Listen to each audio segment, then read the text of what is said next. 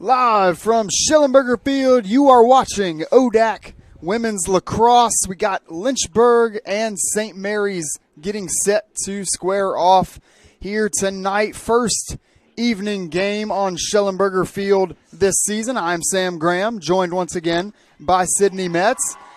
And Sydney, we got two high-quality players, especially on the opposing end today. One in goal, one offensively. That's going to be, of course, Maddie Klemmer in between the posts, coming off a very good season opener in which she had 10 saves in that win over Stockton. And then, of course, wearing number 14 tonight, Haley Betch, a career-high 9 goals pitched in and assist as well, once again in that season opener. So a pair of United East players of the week last week. On the Lynchburg side, Sydney Dumas controlled the scoring a week ago, opened up her career with the Hornets with a 3-goal outing, all 3 of which came in the second half. But Sydney, we're getting set to head over to the draw circle and get this one underway. But what jumps out, just kind of looking through team profiles or, just something, matchup keys, especially on the Lynchburg side of things, trying to slow down somebody like Haley Betch? Yeah, Sam, looking at this game tonight, it looks like it's going to be a pretty evenly matched game between the Hornets and the Eagles of St. Mary's. So it's going to look like you said, we got number 14, Haley Betch, last season with 9 goals. She also had 9 draw controls, which is something really important I think that we should point out. That's a big key part to the game as we're about to watch it start off right here. So it will be Betch in the middle of the circle getting ready for this first draw. First whistle about to be blown.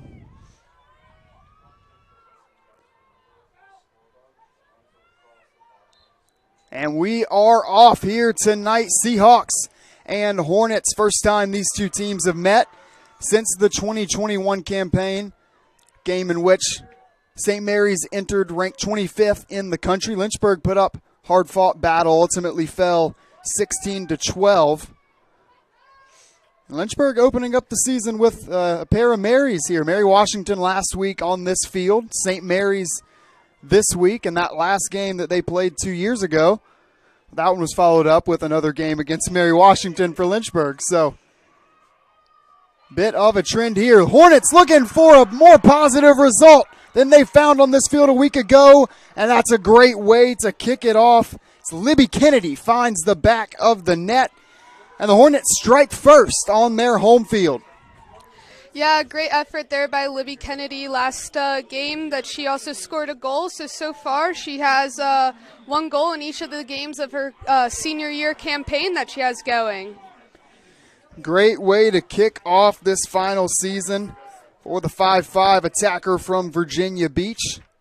Yeah, you mentioned that goal she had a week ago. Of course, the Hornets ultimately fell 14-6 to Mary Washington. 2 of us were on that call, but that goal in particular was a sweet one. Assist to Sydney Dumas, one of the opportunities Lynchburg had to get out in transition. They will undoubtedly look to do that today. Maybe a little hard, though.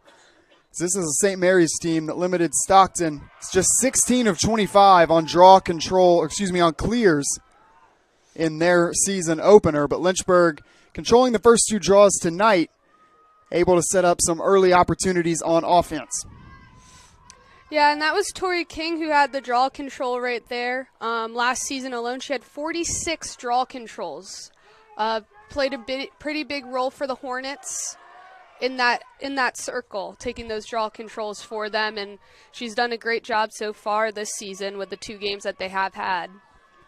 Yeah, Tori King spent most of her time in the circle last week. There's Lynchburg making a play on the goal. Whistle will be blown. We're going to get our first free position opportunity of the night. It's going to be Dumas.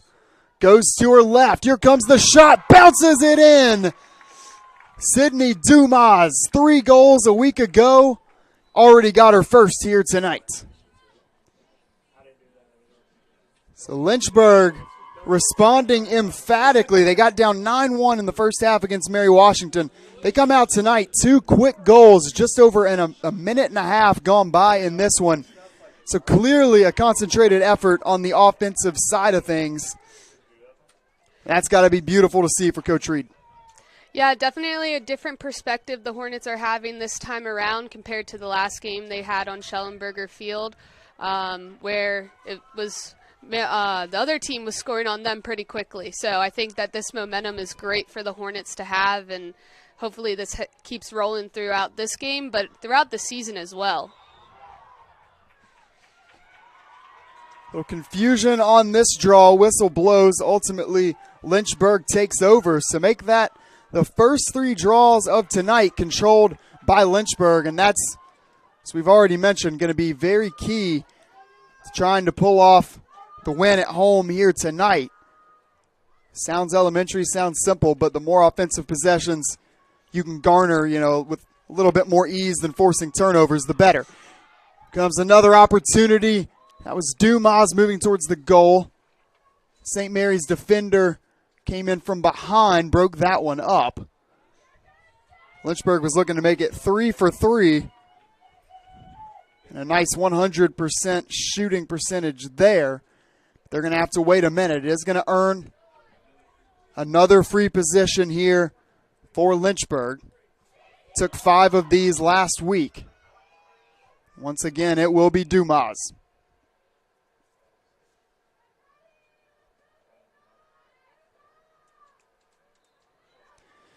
Whistle. Dumas right at the goal. Save going to be made. That will be the first of the game for Maddie Klimmer.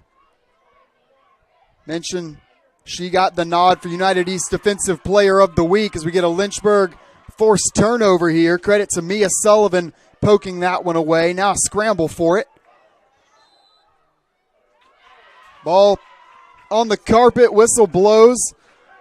And once again, awarded to Lynchburg. So time of possession greatly in favor of the Hornets early on. This is a St. Mary's team that can be a little physical. Tallied up the yellow cards in that game against Stockton just a bit. So seeing some bumping and rubbing there in that last scramble for the ball. It'll be interesting to see if that continues. Yeah, in the last game, you just saw Maddie Klimmer, our goalkeeper for St. Mary's. She had, in the Stockton game, 26 shots she faced, 10 saves, and 13 goals allowed in. Those are some pretty impressive numbers, Sam, coming from a goalie. And there you go. She just keeps adding on to the stat chart as we keep sitting there and anticipating shots. Absolutely. Lynchburg, no problem getting shots up. That wasn't something that they particularly struggled with last week either.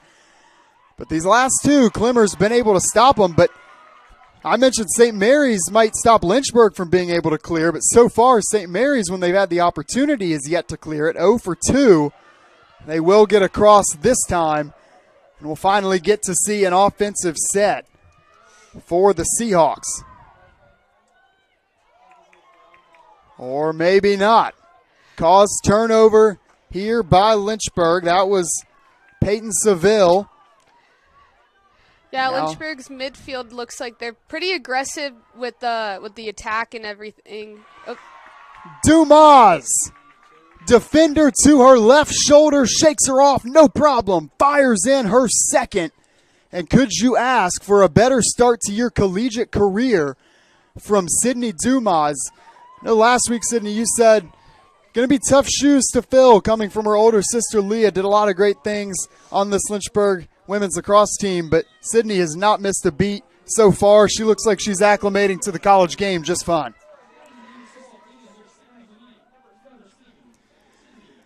So that Dumas goal will put the Hornets up 3-0. It'll also get us our first time out. We will take it with them by telling you our score once again. Lynchburg 3, St. Mary's 0, 11:08 to go, first quarter.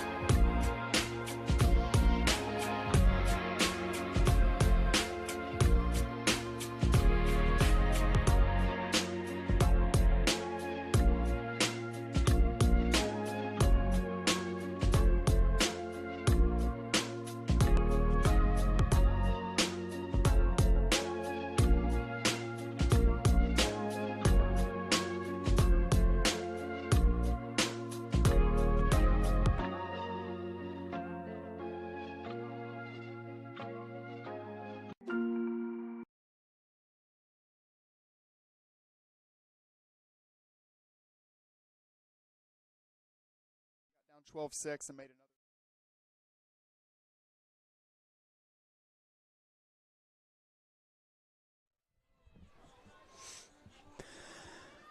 Well, we've mentioned this 2021 contest between St. Mary's and Lynchburg a few times already tonight. And Sydney, that was a back-and-forth matchup. Did see the Hornets get out to an early 5-3 lead. That was a very good St. Mary's team. They've got a really good squad again this week, but Hornets have done a great job keeping Haley Betch from really even touching the ball so far.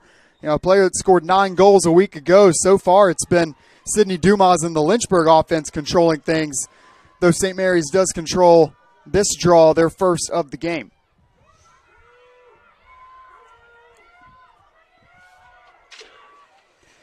It's one offensive possession before this for St. Mary's. This is the second. It's going to end the same way as the first with a turnover. That one's unforced, just mishandling the ball. Seahawks have had a little bit of trouble with that in the early going here.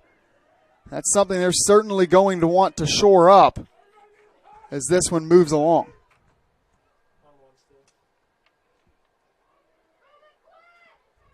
So we'll get another offensive possession here for Lynchburg. Got 5 shots up in the first 4 or so minutes. So no issues there.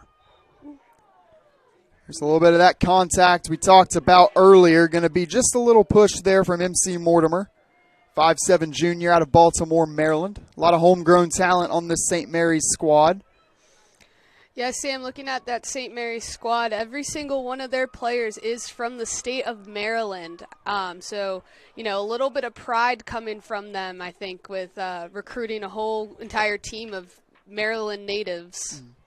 Certainly a lacrosse hotbed. You think about Maryland or Salisbury really on the men's and women's side. So a lot of talent there right near the nation's capital, and St. Mary's capitalizing on it. Here they'll capitalize off a turnover.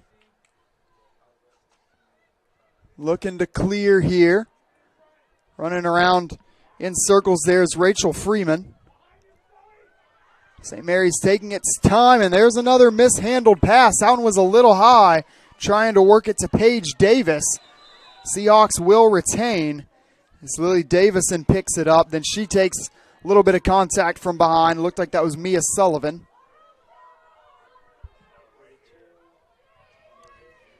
That's going to earn Sullivan a spot in the box.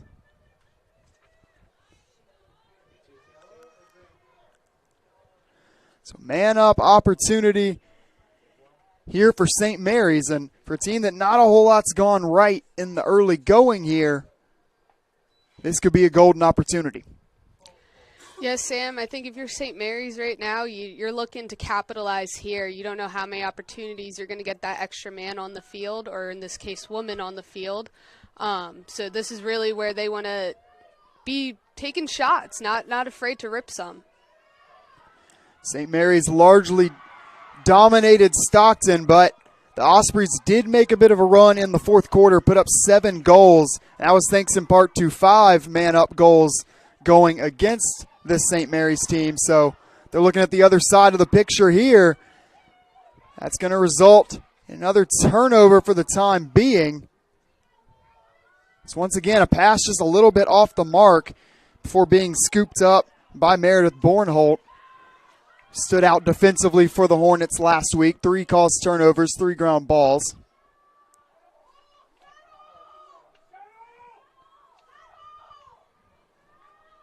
Lynchburg bench yelling to settle. Wise instructions as we're just about 7 minutes into this game. Hornets do hold a 3-0 lead. Certainly no need to press for anything that's not there. Yeah, the style of play that Lynchburg had last week compared to this week is pretty similar, just not as quick in the shot area as they were last time. St. Mary's doing a good job early on here. Shot clock not an issue yet. Sydney Dumas has been unable to find a crease so far. Just working back and forth left to right, looking for help. Has not gotten any yet. Now the shot clock beginning to become a factor. Takes a little contact, still far away from the goal. 10 on the shot clock. Now double team. Dumas hits the deck, and whistles will blow, stopping the shot clock at 6. Lynchburg in a precarious spot here. Dumas goes to work again with 4. Pass to Bednar, broken up. Taken away by Freeman. And the Hornets will get Mia Sullivan back out on the field again. St. Mary's unable to capitalize on that man-up opportunity. So just not a whole lot going right for the Seahawks early on.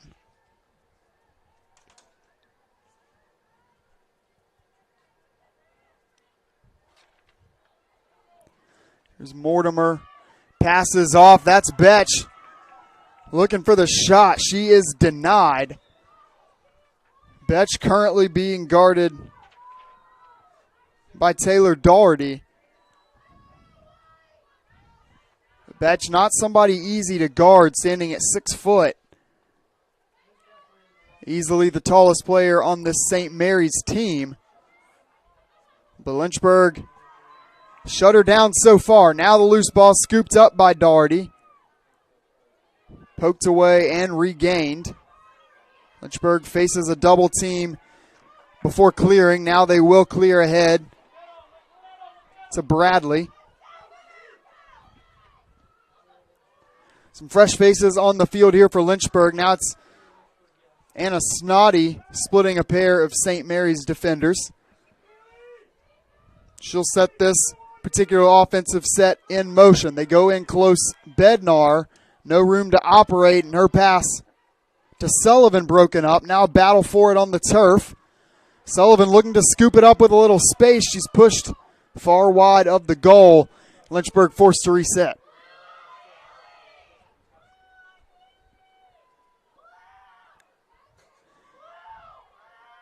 Here's Bradley again, looking for an edge. She bounces one in.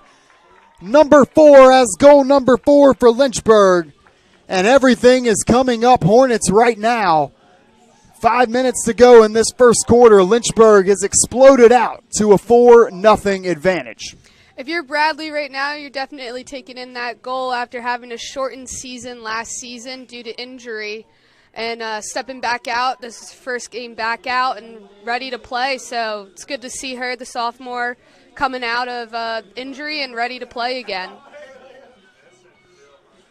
Well, the formula for success tonight so far has been quite simple. Lynchburg overall pretty defensive-minded coaching staff when you look at graduate assistant Micah Slacum, also head coach Bruce Reed. So far, the best defensive game plan's been just denying St. Mary's from having the ball whatsoever. But even on the possessions or draws where the Seahawks have been able to control or clear, turnovers have kind of been shooting themselves in the foot. So Lynchburg capitalizing on both ends. And the more you can limit these Seahawks possessions, the better.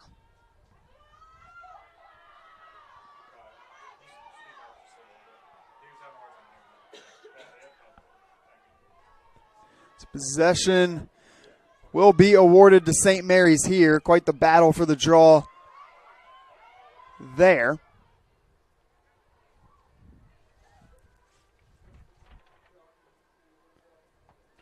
It's a long pass controlled back of the net.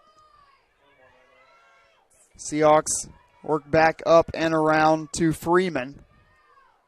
Check that. Carmody. Little friendly fire between a pair of Hornets there. Leaves the ball on the turf. Going to be awarded to St. Mary's.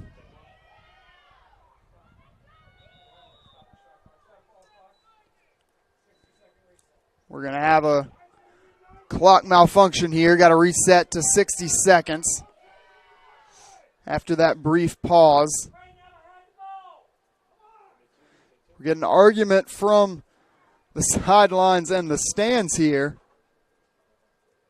I believe the debate is whether or not possession actually ever changed. If Lynchburg fully possess the ball. And I may be a little biased. It looked as though, it was immediate friendly fire. It was never really controlled by the Hornets. Yeah, now we got Coach Reed out there asking some questions to the official. He doesn't look too happy with what the decision has been made. This is one of those odd moments where you're actually almost advocating for the other team, because that means you're going to have less time there on the shot clock. Instead, St. Mary's going to get a full reset here. So the near turnover actually works out in their favor, as that last offensive possession wasn't really going anywhere.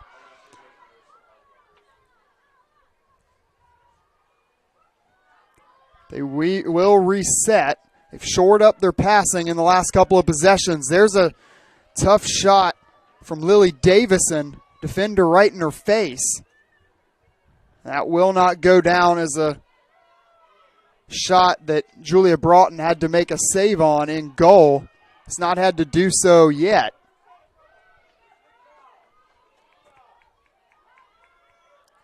Broughton got the start in goal last week for MJ Tucker. Took over for the fourth quarter. Tucker did a pretty good job between the posts, made 3 saves.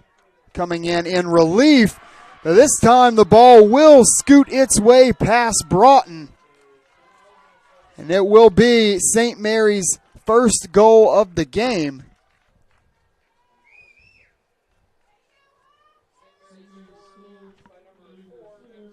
It's going to be MC Mortimer striking first for St. Mary's. The 5'7" junior out of Baltimore, Maryland, gets a much-needed goal for the 1-0 Seahawks, going on the road for the first time this season. Yeah, MC Sam had last game 3 assists, so that goal feeling, it must be really great after, helping out your teammates for the last game you had. But finally getting to have that stat of a goal next to your name is always a really, really great feeling to have. Absolutely. First goal of the season, of course, as you allude to there, for Mortimer. Now we'll see how Lynchburg responds to a little bit of adversity. They've kept Julia Broughton clean really up until that possession.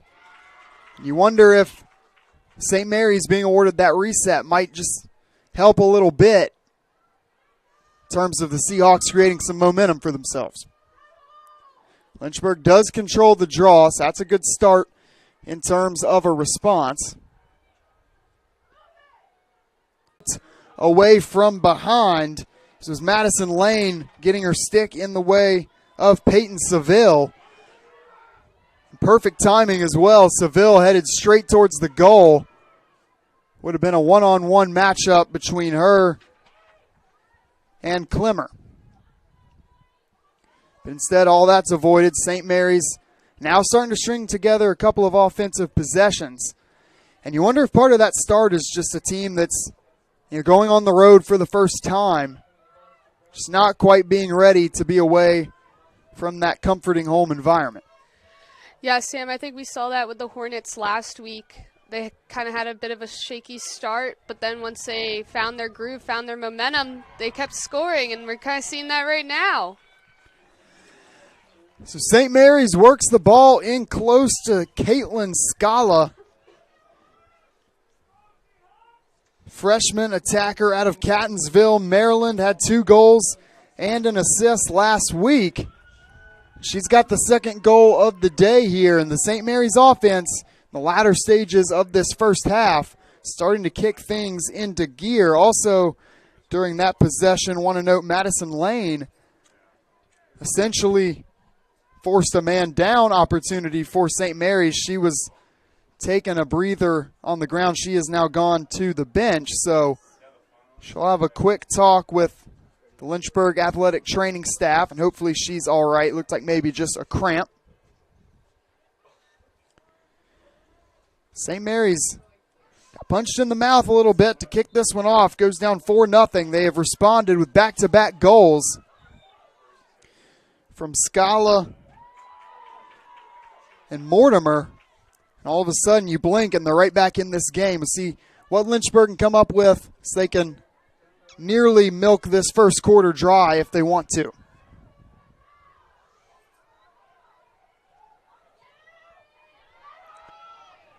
Ball's poked away before being scooped up by King. Trying to create space for herself. Spins to her left. Is able to get the pass off. Here's Seville also being guarded closely there by Horton.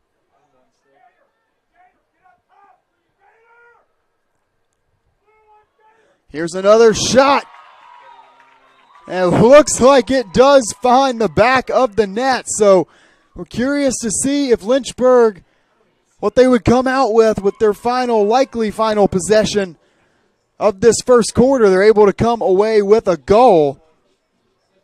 And Sydney, you'll have to check me. It looks like number 8 there, Kayla Lanes. No, excuse me, it will be Libby Kennedy. She puts Lynchburg up 5-2, less than a minute to go in this first quarter of action. Yeah, that's Kennedy's second goal of the night. Got to be a great feeling to be, again, we've talked about the senior status and just kind of coming out really strong with that.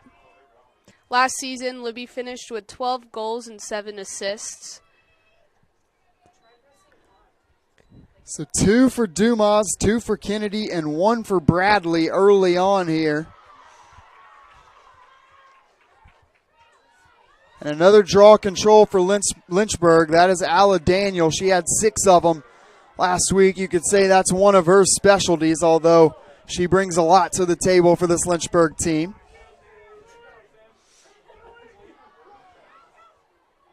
Now with just 34 seconds left in the first, that pass goes awry. Bounces out of bounds. St. Mary's looks like they want to push, try and create something. Lynchburg content not to press too much, fall back into its defense and try to make this as hard as possible to prevent St. Mary's from creating an opportunity here at the end. Just 10 seconds left on the clock as they work it around. Staying calm so far. It's ultimately going to be a turnover. Lynchburg throws it into their attacking half.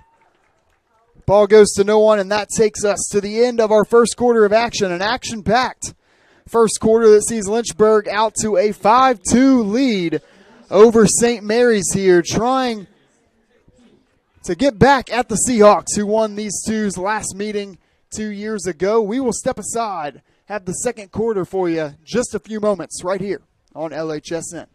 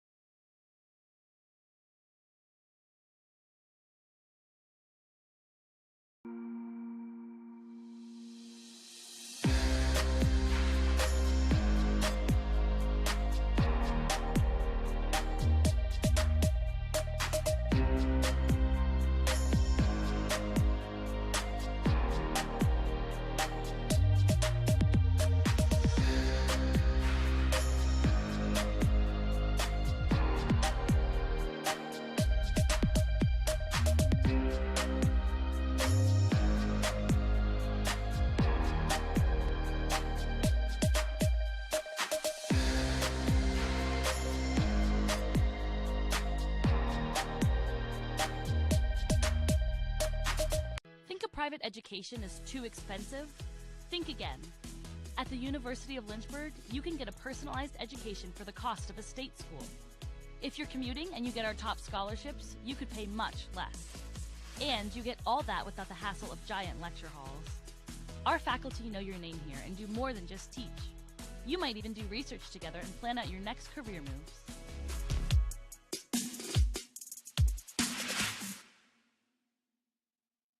Every great college has a great city.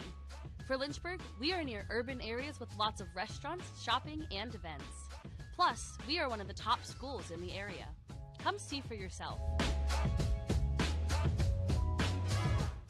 Get your career in the game by enrolling in the University of Lynchburg MBA program with an emphasis in sport management. This program opens the doors to new possibilities for a variety of careers, from being an athletic director or working in athletic administration to working for professional organizations, your favorite team, to running a local Parks and Rec department. And employers are increasingly requesting and preferring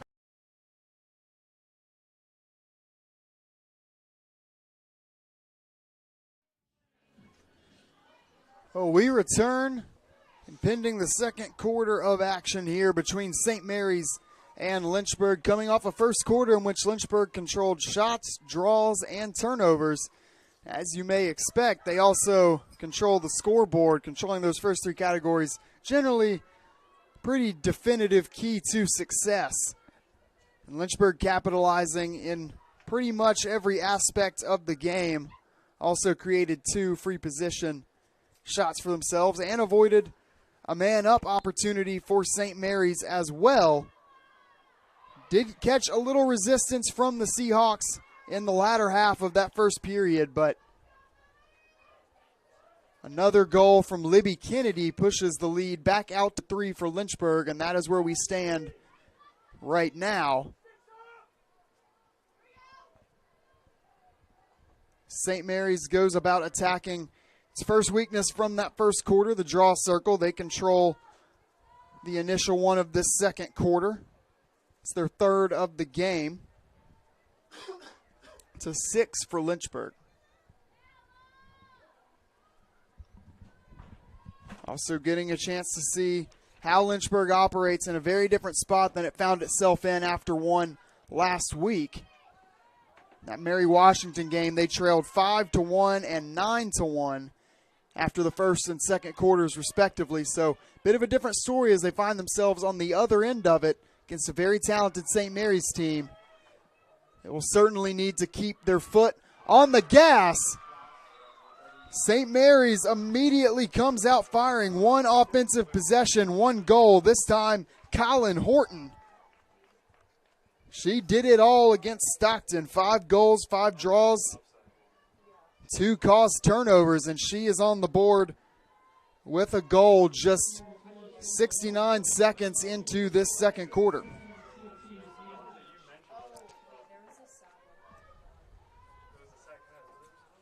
One shot, one goal for Horton. And you could not ask for a better start to this second quarter for St. Mary's.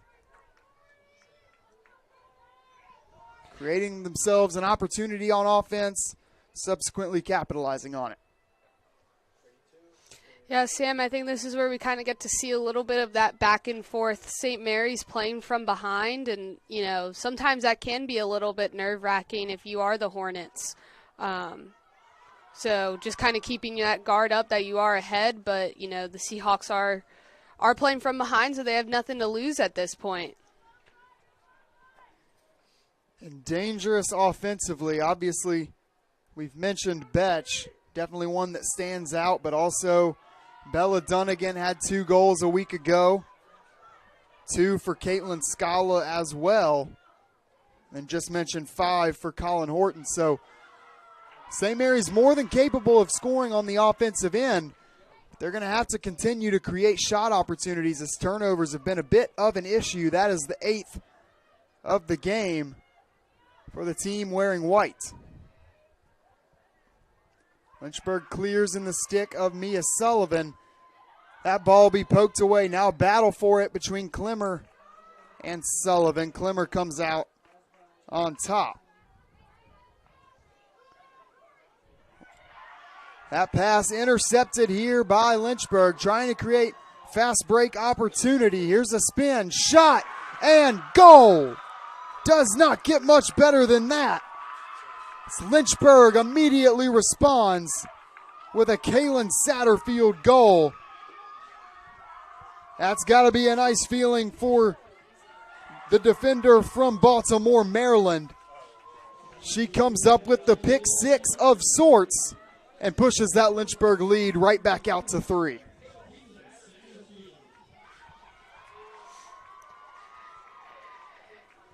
Sydney, it's not every day that the defenders always get in on the action from a scoring perspective. I imagine that's got to be a good feeling. Saw some extra applause from the Lynchburg sideline, a big team hug there. Pretty much everybody involved congratulating Kaylin Satterfield. She adds a goal to her name. Yeah, I was going to point that out, Sam, is that the Hornets sideline and even out on the field extra enthusiastic and excited for that one. And like you said, your defenders getting a chance to have the opportunity to score. It's always kind of that team morale and bonding experience almost where everyone's so excited. It's not the usual crowd that is scoring. It's a different face getting in that mix. Starting to get a little bit of the Oprah Winfrey meme going on here on the Lynchburg side of things. 4 goal scorers on 6 total goals now, as Satterfield joins Kennedy Dumas and Reagan Bradley. Of course, Bradley and Satterfield scoring their first goals of the season. It's a good job from Daniel cutting off MC Mortimer initially on the shot, but Lynchburg and Julia Broughton unable to get out of the possession unscathed. Immediately fires back. It's going to be Colin Horton back-to-back goals. And as we get just 3 minutes into this second quarter, we're getting into that back-and-forth type rhythm that we saw last time these two teams met. Lynchburg, few times it's felt like they've been on the verge of ripping the lid off of this one. I mean, they got up 4-0, face a little adversity, leads cut 5-3. Then they immediately score again, but St. Mary's not going anywhere.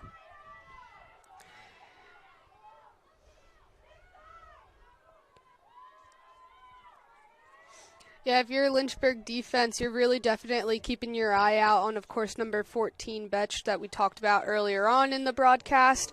And then now, Horton is also another threat that the defense for the Hornets have to keep looking out for. Got a switch there in the draw circle for Lynchburg as they will send Reagan Bradley.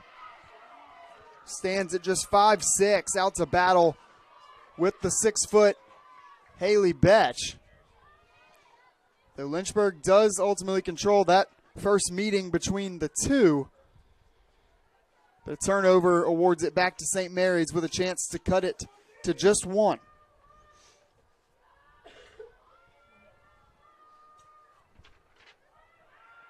Get a screen up high. Here's a bouncing shot. Again, is Colin Horton looking to make it a hat trick all in one quarter. Bounced it just a little too high. Now we'll get another screen. This time it's Horton setting. Trying to set up MC Mortimer for the shot opportunity. She will miss. But we will get the first free position opportunity on the St. Mary's side of things. Mentioned Lynchburg had 2 in the first quarter, had 5 against Mary Washington.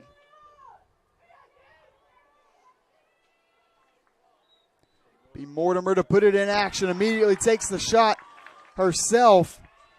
Can't find the back of the net, but it's scooped up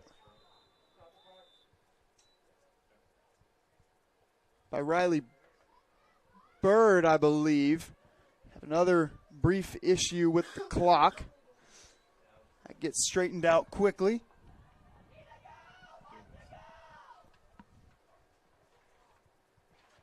St. Mary's goes back to work offensively. There's a pass streaking inside. Once again, looking to feed Colin Horton. She seems to have the hot hand right now. St. Mary's will get another shot at it. But that was very reminiscent of what Lynchburg saw facing Mary Washington a week ago. Some of the plays drawn up for Maya Kebke, who finished with 5 goals in that one.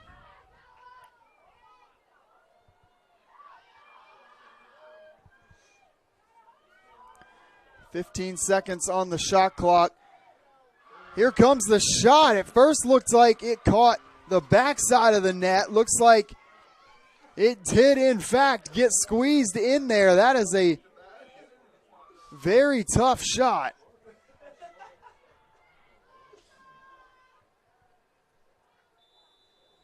Waiting on the official name here. We got a timeout. See who the goal was credited to. Looks like the Hornets called that timeout. Lynchburg calls the timeout here. Will be Scala with her second goal of the game. So 2 goals on 2 shots for her. St. Mary's does, in fact, cut the deficit back to just 1, and we'll stay here for this timeout with right around 10 minutes to go in the first half. So Sydney now, we've talked about this might be coming. St. Mary's figuring things out, getting their footing offensively. And Lynchburg comes out hot, but now you're locked in a very tight battle. And this is definitely a much-needed timeout here from Coach Reed. It'll be interesting to see what he draws up. Yeah, I think the one advantage that the Hornets do have over the Seahawks is the depth of their bench. That for sure is going to take them a little bit further in this game than the Seahawks, but you do have to – they have a lot of speed. It's more of now wondering if that speed can last them the rest of this quarter and another 2 quarters. Well, one of the things that Lynchburg has done excellently so far is putting the pressure on Maddie Klimmer, but St. Mary's beginning to catch up, putting a little pressure of their own on Julia Broughton. They've now gotten 10 shots up to lead that department. That was 8-4 when we began the second quarter, so 6-1 shot disparity here. Lynchburg did make the 1 count in that Libby Kennedy goal.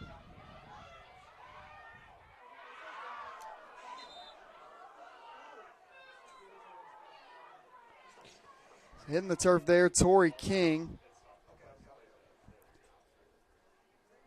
Give us a brief intermission here coming out of timeout. And been looking to the right for most of this game. The first quarter, Lynchburg working on that side offensively. Now St. Mary's controlling time of possession once again on that side. And a lot of the things that Lynchburg dominated in the first quarter have not gone their way here in the second.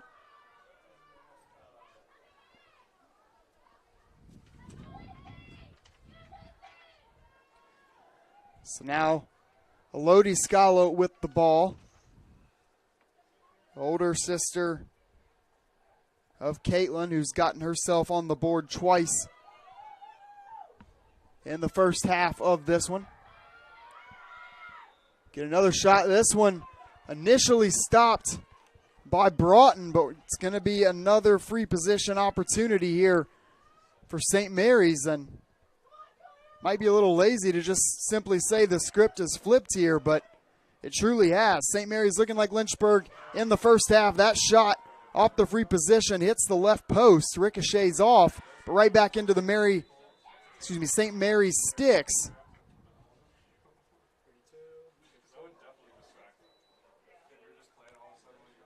Got another stoppage here.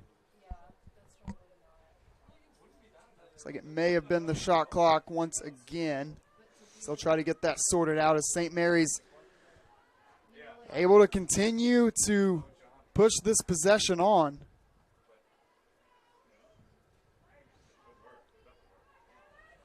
There's a good move defensively from Satterfield.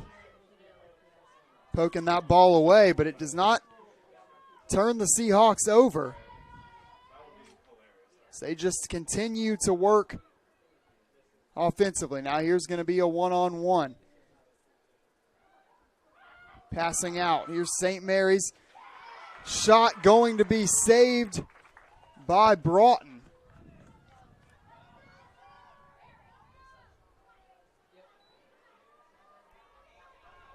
It's Broughton's third save of the evening. So already besting the 2 that she had a week ago. Now having faced 12 shots as St. Mary's right about halfway into the second quarter, has figured itself out offensively. It's not so much that every shot is of the highest quality, but just pushing these possessions out, turning them into run-on sentences, and Lynchburg, you got to figure, desperately wants those sentences to end.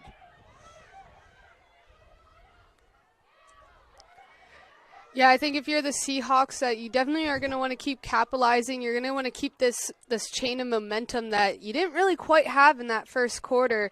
Kind of keep it pushing out throughout the rest of the game. Get the Hornets on their toes and really make them work for it. Speaking of working for it, still really haven't called the name of Haley Betch. It's been Taylor Doherty guarding her close all evening. So that'll be interesting to see if that switches a bit in the second half. But early on, Lynchburg has forced some of these other ladies for St. Mary's to come up and beat them. And in the second quarter, they've been able to do so. Lynchburg holding on to that narrow 1-point lead. So they're able to clear here with Seville. Lynchburg looking for quality offensive possession. Try to push this back out to a multi-score lead.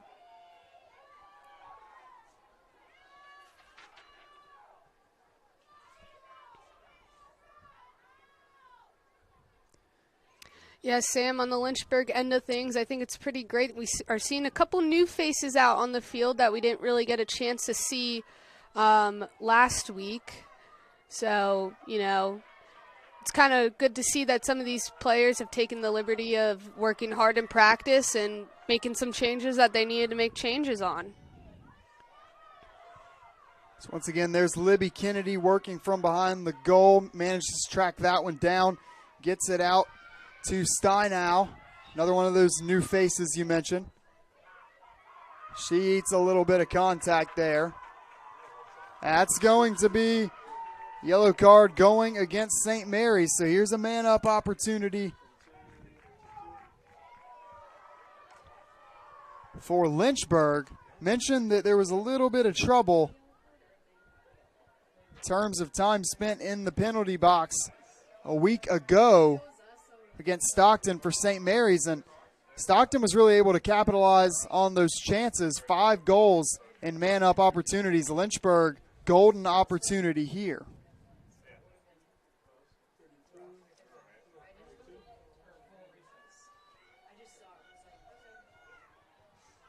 So still waiting for play to resume. Now it will. Hornets work it back up to Lanes to kick this possession off. Back to Steinow. Surveys, sees nothing. Works it back to Dumas. Scramble for the ball. Sullivan runs after it, scoops it up, shakes off her defender. Lynchburg looking to set one up. And Kennedy's shot will be stopped by the reigning United East Defender of the Week. It's going to be a free position opportunity here for Lynchburg. 3rd of the night. This time Kennedy to trigger it in. Straight on shot. She takes it herself and fires off wide right. Possession stays with Lynchburg. Check that. Will swing back over to St. Mary's. Seahawks avoid the man down chance there. Now I have a chance to tie on this possession.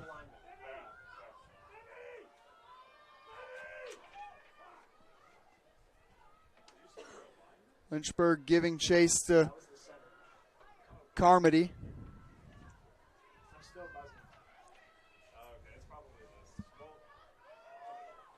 Reset for St. Mary's. Mortimer in no hurry here. Clock down to 3:45 in the first half. St. Mary's go a long way in changing how we look at this game if they string together a couple more positive offensive possessions. Could potentially find themselves with a halftime lead.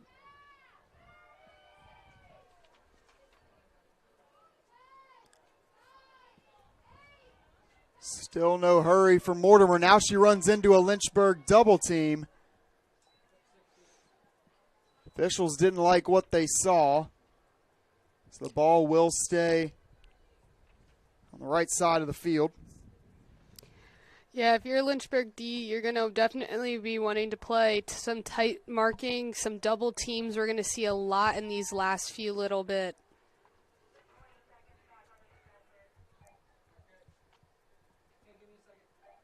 Waiting on the shot clock reset here. Believe we'll be at 20. Shot clock is set. Mortimer getting ready to continue on this possession. Nearest defender for Lynchburg is Daugherty. Broughton ready in the goal. Mortimer does not look to score.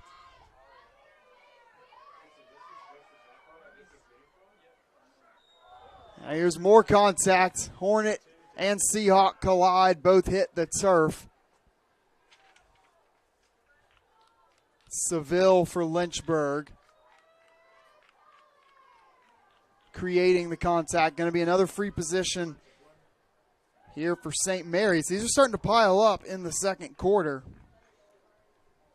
Yeah, both teams seem to really be finding that groove that wasn't quite really there in that first quarter, Sam. But yeah, again, I pointed it out last week that Seville really, she is a aggressive player, aggressive to the ball. But those are types of players that really can make a lot of different things happen out there on the field. Yeah, I call Seville's name out a lot. She's certainly very active, hustles, and puts herself in contention anytime she can. Get a full reset of the shot clock here, so possession just continues to go on. St. Mary's able to work it to Betch, but there was a whole host of Hornets waiting in case a shot got off, but Betch will not even get to that point. Broughton trying to work it over to Seville. She's unable to do so. Hornets can't clear. Not only that, that's going to be a cause turnover here for St. Mary's. Just when you thought Lynchburg might have gotten out of that possession unscathed, they're faced immediately with another.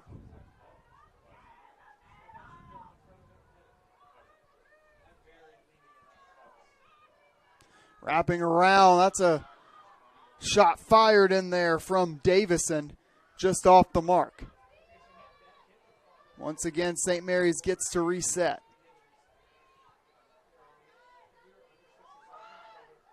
Mortimer serving point guard role here, setting things in motion from the top. Whistles will blow. Official holding his flag.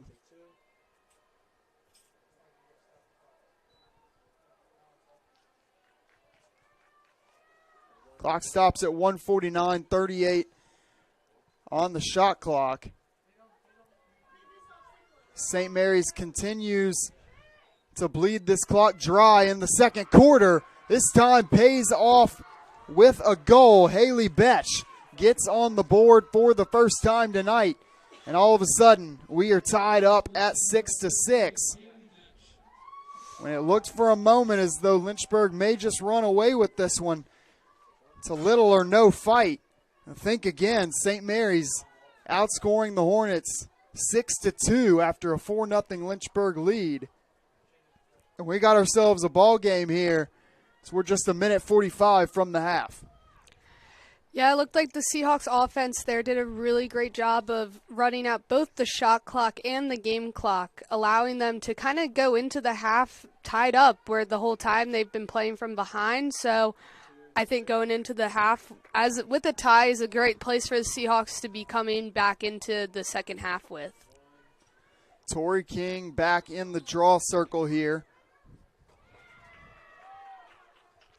Whistle blown, illegal. Contact on that draw will be awarded possession to Lynchburg. They're moving in a hurry. St. Mary's with all the momentum right now, but Lynchburg go a long way to changing that if they can come up with a goal. The final 1:28 of this half. Shot clock still on. Lynchburg moving with a purpose. Steinhaus surveys, defender up close, working against her. Makes a dent, pulls back out. Steinhaus still with the ball, now passes out to Neely Morris. A lot of fresh faces in for the Hornets, giving some of these starters a breather. Sullivan takes some contact, fires one in right into the waiting net of Clemmer. Do force her to come up and make a save, something Lynchburg struggled to do in the second quarter.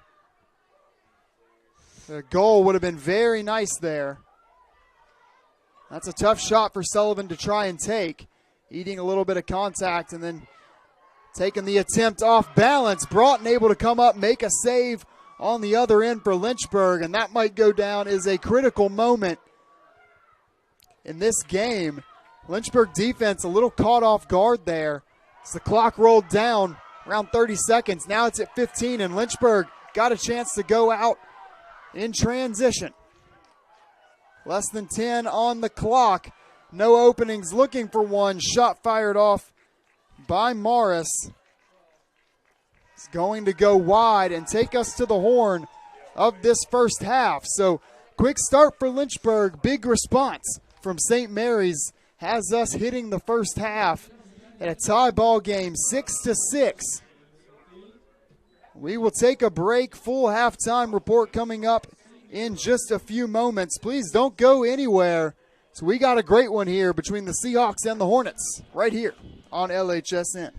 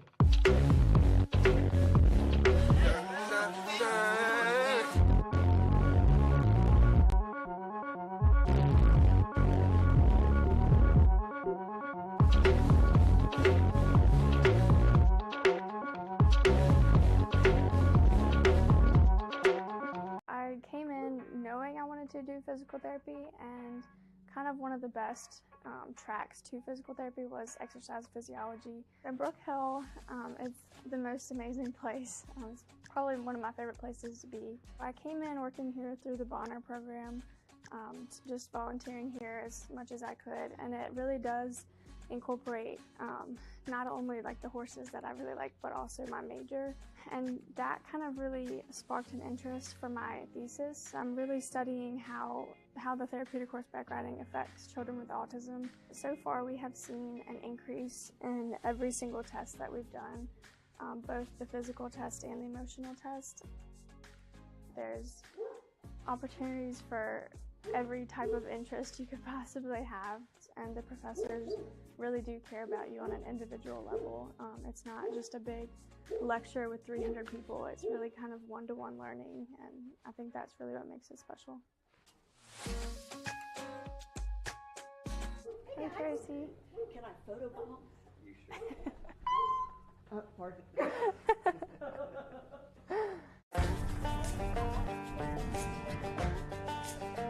We're stranded. I hope someone sees this. She's fine. Where are we going today, Tim? Monument Creek. How far? Debatable. How do you think it's gonna go? I think it's gonna go well. I think we're gonna have one big climb that's gonna kind of suck, but then after that we're gonna have some incredible views. It's happening. It's very mental. The worst part is when you first start, but you gotta keep going and you take your breaks and you look up and you enjoy the view, and it's all worth it. Hey Mom, it's just Kate and I here. Hey Jean, eating some jerky? It's extra good at this spot. How's it going? Great. I love how that's what you ask what do you think? How's it going? What else am I gonna ask? You see how there's a high point? What do you think about the river, Megan? Pretty cool. Well, great answer. Well done. Megan, how was the open air toilet? How would you rate it on a scale of 1 to 10? Based on I don't know. At points, I just wanted to give up, but I didn't, and I just kept pushing. Whoa! Hardcore parkour! She on X game mode.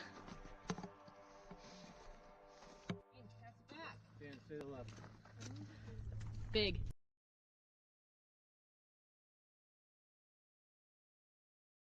When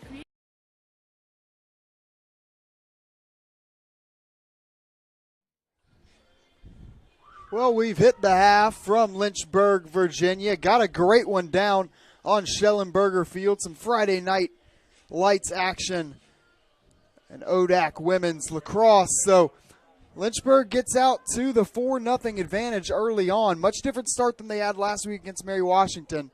And St. Mary's outscores them 6-2 from that point on to bring us to our current 6-6 tie. Run you through a few of the numbers that stand out from those first two periods. Lynchburg, we mentioned, got out to that 8-4 shot advantage in the first quarter. St. Mary's countered with an 11-4 advantage in the second, 15-12 in that category overall. St. Mary's controls. Not too many saves on either side. Julia Broughton coming up and making 4 for Lynchburg. Clemery 3 for the Seahawks. Draw controls still in the favor of Lynchburg at 9-5. And the turnover battle, which early on was kind of the bugaboo for this St. Mary's team, they got things under control just a bit, and we hit the half tied in that department as well. Each team also facing a man down, or rather a man up opportunity. Neither team able to capitalize on those. So, Sydney, again, we have a very close game here, but it's very much a tale of two quarters. Lynchburg dominating the first, St. Mary's dominating the second. We talked a little bit about the lack of depth on the St. Mary's side of things. Got some great offensive pieces in that starting lineup and a few pieces off the bench, but just not too many fresh legs. How do you think that'll play a part, as we get into the second half? Yeah, it's definitely going to be a matter of Lynchburg capitalizing on that and really taking advantage of their depth. But if you're St. Mary's and you're the Seahawks, in that case, you want to let the ball do a lot of the work for you. Wasting time running around is just going to make you and your team tired. So it would be interesting to see how the possession goes on the offensive end for the Seahawks, with how often they're running versus passing and getting a lot more of that movement down, versus watching your Hornets defense stay tight to those marks because they have enough girls that they can, throw back out onto that field. Yeah, we saw a lot of fresh faces for the Hornets as we got down, especially into that second quarter, and it's more than worth noting 5 of Lynchburg's 6 goals a week ago against Mary Washington did come in the second half. Fourth quarter was their most profitable of the game. And on the flip side, St. Mary's, a game that they did win by 5 over Stockton, they allowed 7 goals in the fourth quarter. So certainly something to keep an eye on as we get into the second half, just about 2.5 minutes from getting back underway. A little bit of women's lacrosse action on a Friday night. Don't go anywhere. You're watching LHSN.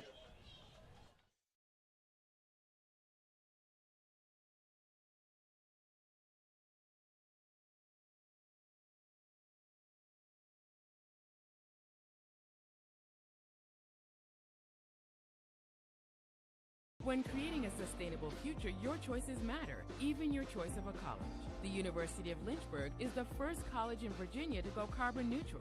Our dining hall is Green Restaurant certified. We compost all of our food waste and purchase our electricity from landfill gas. Now we're turning a hazardous lake into a thriving urban wetland. When you choose Lynchburg, you leave a smaller footprint while building a better tomorrow.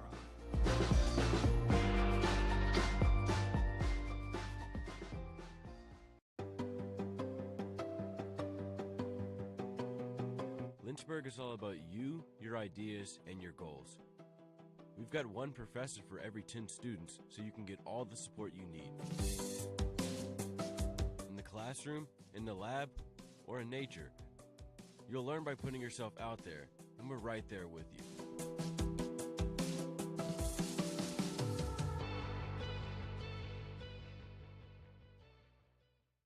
This is the dough. It's wicked cute. It's always so pretty.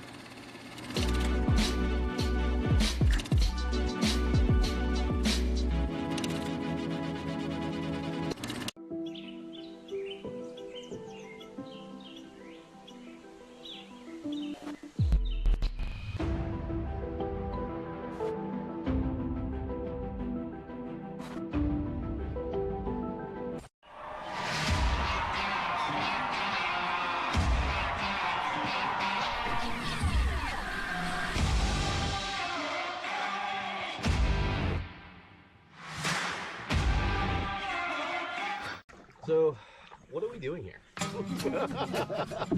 I thoroughly enjoy paddling, so we can just do that, but I go by Tim. Most people know me as the outdoor guy. I run the outdoor leadership program. We have the pleasure of taking students in outdoor recreation trips, and we do a lot of leadership engagement.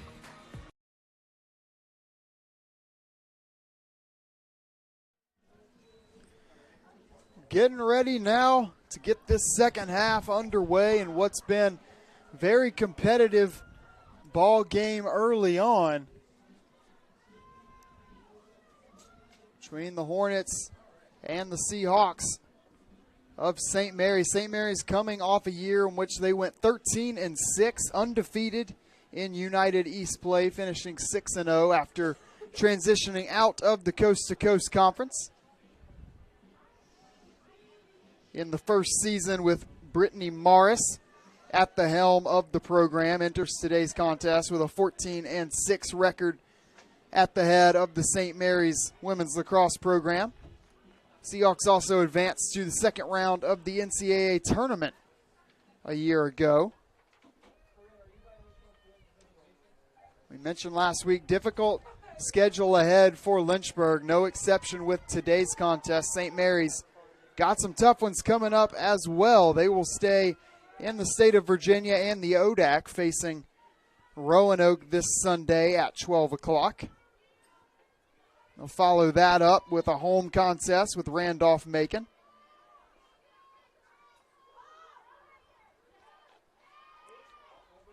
Big matchups with number 18 Catholic, number 19 Denison, and number 4 Salisbury on the horizon as well, along with a very good Mary Washington team we got a chance to see last week. And Christopher Newport currently receiving votes. So St. Mary's still getting a dose of all their old friends from the Coast to Coast Conference. They will surely be tested against each of those three, none more than Salisbury, one of the most prominent programs in the country on both the men's and women's side. Fourth currently ranked for the women, first for the men. And the men will come to town next Saturday to face the Lynchburg men right here on Shellenberger Field. Meanwhile, we got the first shot of this third quarter coming off the stick of Lily Davison. Goes wide right. Very early on, Julia Broughton getting engaged in this second half after being tested quite a lot more in the second quarter than she was in the first.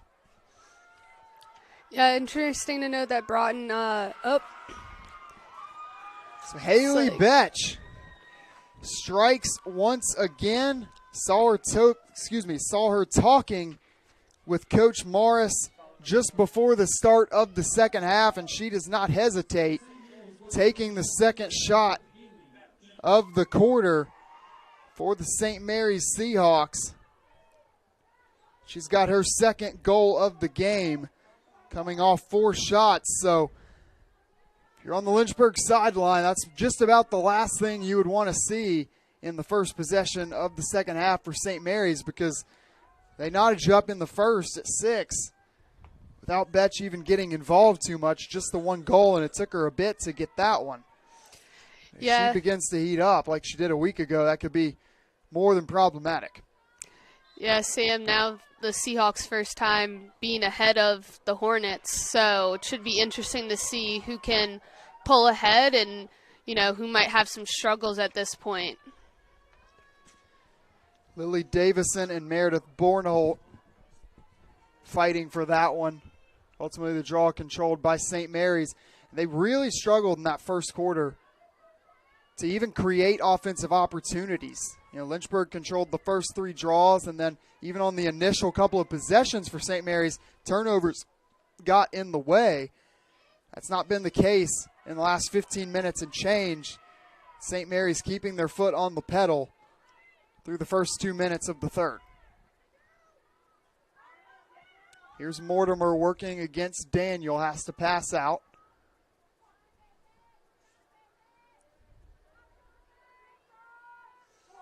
Now from behind the net, it'll swing back around to Davison. She passes off to Lane. Cut off on her trek to the goal, and now pass too high. We'll get a first turnover of the second half for St. Mary's. We'll see if a Lynchburg offense that was stymied a bit down the stretch in the first half can string together a couple of quality possessions and draw back even with St. Mary's.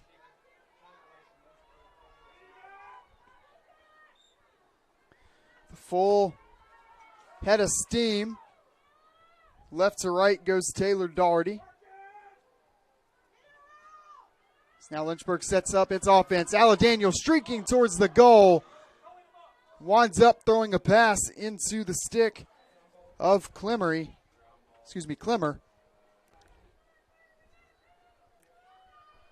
And it's one and done there for Lynchburg. St. Mary's corrals the possession. Now able to clear Madison Lane. Lynchburg's going to have to find some of those offensive sets that worked so well for them in the first quarter. Because right now, ball and momentum on the side of St. Mary's. There's a turnover from Daniel. Forces ahead to Bednar. Had the first goal of the season for the Hornets. Has been held scoreless since then after striking in the first quarter last week. Hitting the deck there is Seville. Sydney once again had a full head of steam there. She's going to draw one-on-one opportunity here. Try and capitalize for Lynchburg and even this game back at 7. Here comes the shot, fires it in, and Peyton Seville, no problem, dead on, fires in her first goal of the game. Yeah, Sam, going back to, like I said earlier in the broadcast about Seville, is that, sometimes she is a bit of a more aggressive player, and there's where you saw that aggressive attitude and gameplay pay off for her. She was able to get that free shot and went in for them, and now it's put the Hornets at a tied game again. Well, that's the energy that Coach Reed's got to love to see. Any Lynchburg fans got to love to see. So you're finally able to stop a St. Mary's run that had slowly crept up to 4-0. Lynchburg at one point led 6-3, and they're able to put an end to it. If nothing else, just the energy. We had Taylor Daugherty streaking down the field first. Gets slowed down a bit. Ball swings to Seville, and she takes a little bit of contact. Gets right back up. puts in her first goal of the day.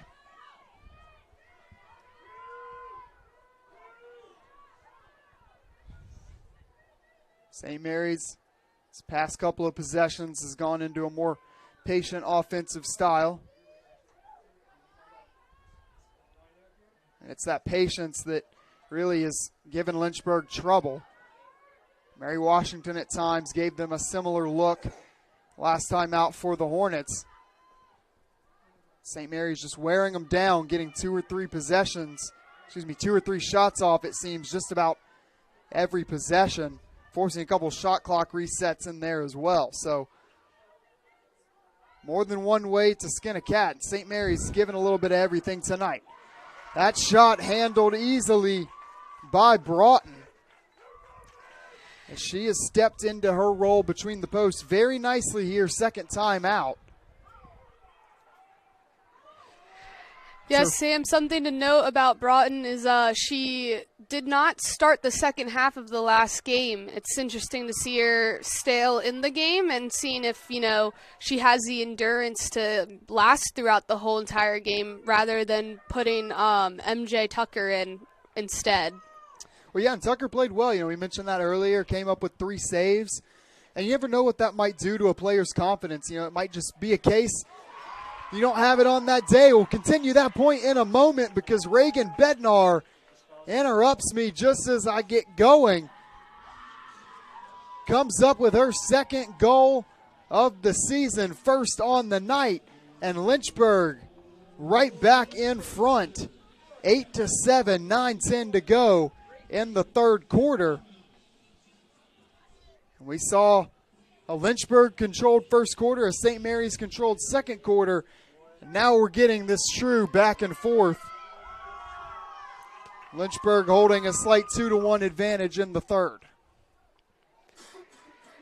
Yeah, if you're Lynchburg, you want to take this momentum that you've created out there, that chemistry that you've created out there on the field that they have going right now, and roll with it. Keep it going and let the shots keep coming. Reagan Bednar again comes up big. Her goal against Mary Washington came when the Hornets were down 2-0. Really needed a quality offensive set. She scores on the free possession. And today she sends Lynchburg back out in front and forces St. Mary's to have to rise to the pressure again. And that's always something hard to do when you're the road team. I mean, you only get so many runs in a game. So Lynchburg being able to come up, take a 2-1 advantage in this third quarter, it's going to have to make St. Mary's think twice. Shot from Scala there, goes wide, top and right. But again, we get this second opportunity for St. Mary's.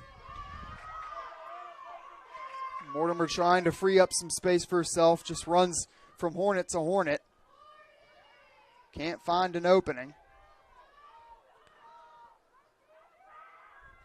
Defense still uptight for Lynchburg. We'll get a whistle. Doherty there sending Betch to the ground. She continues to guard the standout sophomore attacker. It's already into double figures in terms of goals this season. Here's the free position. Betch fires out. Little reset. As Horton may have taken a shot on her way towards the crease. Never got the shot off. There for a period in the second quarter, Horton came up with the hot hand. She's going to get her own try at a free position goal here. One-on-one, her and Broughton. Takes a few steps, shot goes low, but off to the right. So Lynchburg again faces 3 shots on that possession. Julia Broughton stands tough in the goal. Eventually gets the stop for Lynchburg, and that kind of brings us back to that point we were just discussing. You never know what it'll do to a player's confidence when you do have to take a seat on a given day. Nobody can be on all the time, and it seems like Julia Broughton's done a great job of bouncing back.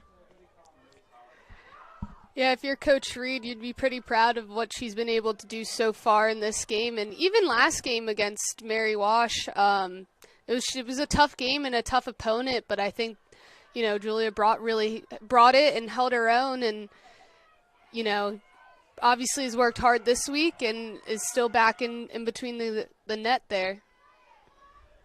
Broughton had 8 saves the last time these two teams met. Assisting and creating a few runs that helped keep Lynchburg in the game. She's been an integral part into the success of the Hornets today. Long pass corralled there from Wheeler. Haven't called her name a ton, the freshman defender out of Ocean City, Maryland. Quite a few freshmen playing big minutes for the Hornets this season.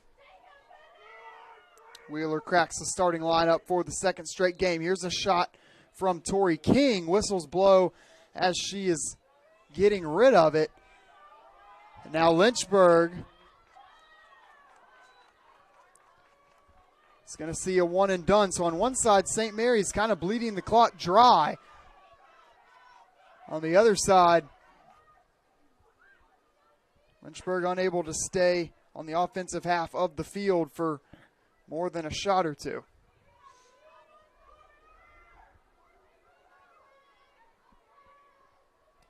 Here's Mortimer again, setting things in motion. She passes out. Look to draw a few defenders inside. Here's the double team against Betts. She has her pocket picked momentarily.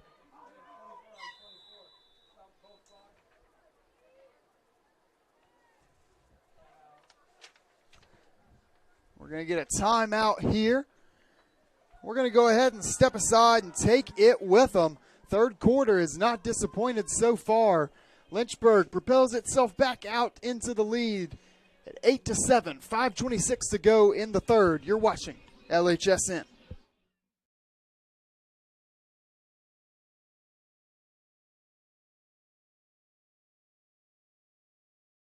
My name is Alexis Fabula. I major in criminology and I double minor in psychology and criminal forensics.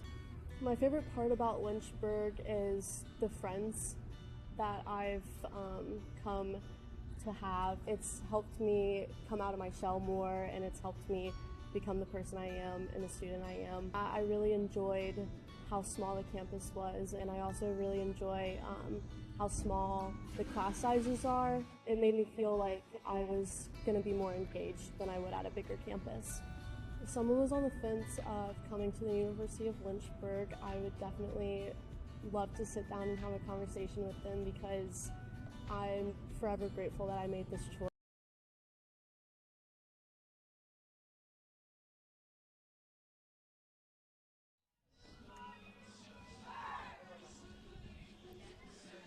So coming out of the St. Mary's timeout, Seahawks wanted a moment to talk it over as they went into the half with unquestionably all of the momentum. I wouldn't go as far as to say as they've lost it, but Lynchburg has responded. The pair of goals in this third quarter, and St. Mary's only finding the back of the net once through now nearly 10 minutes of this second half. So an opportunity there for Coach Morris to talk things over with her team as they look to go to work offensively with 51 on the shot clock. Yeah, I think the Seahawks, it seems to be that each quarter has gotten a little bit better for them little by little, and it's that slower start, but each quarter they bring something new to the table. They've been able to hold their own, while for the Hornets, they've had a bit of a slow start, but they've picked up momentum very, very quickly. Mortimer, again, if she tries to get into the center of that Lynchburg defense, the Hornets collapse on her. The whistles will blow. It looks like Mortimer will be bailed out a bit on that one. Yeah, it looks like several of the Hornets were not very happy with that call on the field. Clean look at it from Mortimer. She goes low. And coming out of the timeout, always a dangerous sight to see as a defense. MC Mortimer converts easily. Just sliding that one in across the feet of Julia Broughton. And once again, we are knotted up at 8. Neither of these two teams giving an inch. It's a tight battle, just continues on well into the third quarter. The toughness of these two teams really going to be tested down the stretch in an early season non-conference matchup. Lynchburg looking to avoid an 0-2 start. St. Mary's trying to stay unblemished. Both teams with a lot of tough contests down the road. You want to capitalize on every opportunity to pick up a win you can.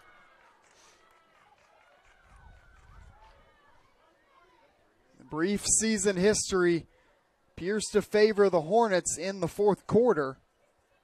Again, that's quite a small sample size, just one game for each team.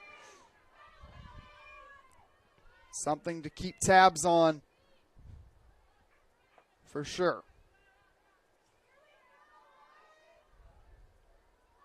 It's coming off the goal. The draw is controlled again by St. Mary's, something they've really shored up the last two quarters. And that's really been one of the biggest factors of their success. Broughton steps up and makes the save there. Doesn't corral the ball at first. Stops it from hitting the back of the net. Then turns it over. Passes it right back to Horton, who's mobbed by a pair of Hornets. Spins out of it. That looks like an opportunity where Lynchburg's able to get off the defensive side of things really quickly. And you get hit by the turnover. It's a tough break for the Hornets. Yeah, with the game of lacrosse, Sam, height plays a big role in it at sometimes. Like we just saw right there, one of our taller midfielders was able to snag the ball just by simply being taller than her man up on her. Yeah, Horton has come up huge in this game, obviously with 2 goals. She's forced a couple of turnovers as well, really been active everywhere. That shot going to be deflected. It was Lily Davison again coming around, wrapping around from her position to the left and back of the goal. Looked like she had an angle for a moment, and it closed up quickly. Here comes another opportunity for St. Mary's. Once again, they'll work it to Davison. This time she spins to her inside shoulder.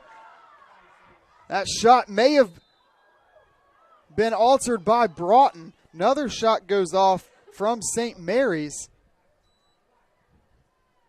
So tons and tons of credit to Julia Broughton. Yeah, I mean, few have gotten by, and they always will, but just holding her own in between the posts early on in the season. Hornets still without Patricia Rogers, last year's full-time starter. Broughton not out of the clear yet. She'll be tested once again here. There's another spin move. Horton whistles blow again.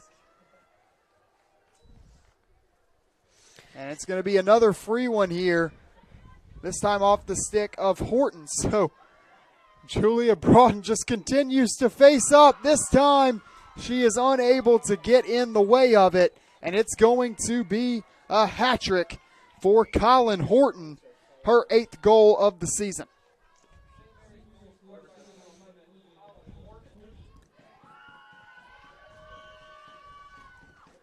Horton, a do-it-all lady for the St. Mary's team that makes things tick all around the field.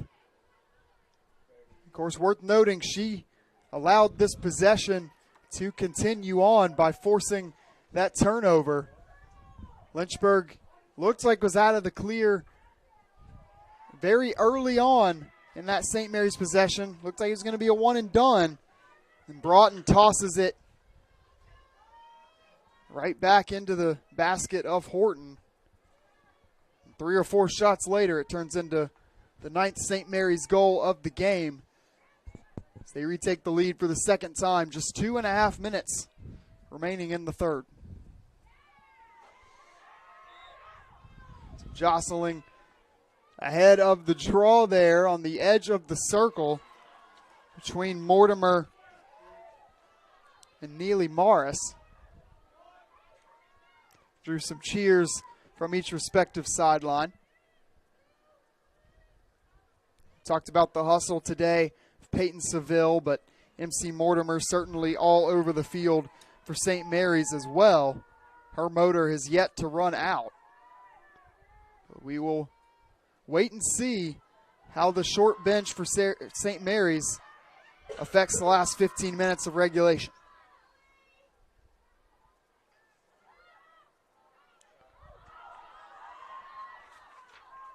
Shot there from Dunnigan, who had a goal earlier. Looking for the bounce shot there, but that one went awry. We're going to have some complaints on this last call. Entire Lynchburg sideline vehemently arguing no more than Coach Reed that possession belongs to Lynchburg. Officials say otherwise.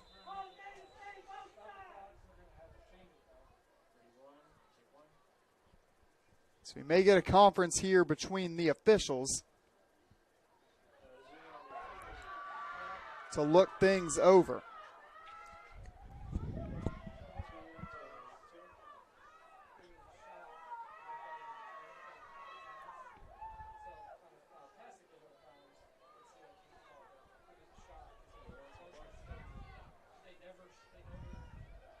So do get a conference from the officials.